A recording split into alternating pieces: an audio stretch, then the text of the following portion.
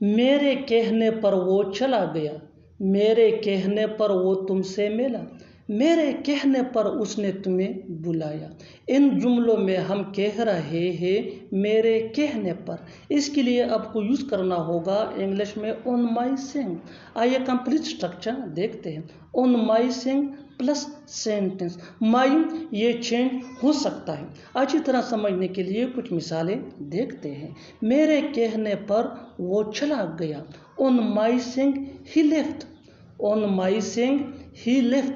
میرے کہنے پر وہ تم سے ملا، on my saying he met you، on my saying he met you۔ میرے کہنے پر اس نے تمہیں بلایا، on my saying he called you، on my saying he called you۔ بالکل ہم اس فارمولے اسٹرکچر کو سٹیپ بائی سٹیپ فالو کر رہے ہیں۔ آپ بھی اس فارمولے اسٹرکچر کی مدد سے سیکھ سکتے ہیں، بنا سکتے ہیں ایسے بہت سے جملے انگریزی زبان میں آسانی سے that can be really helpful for you۔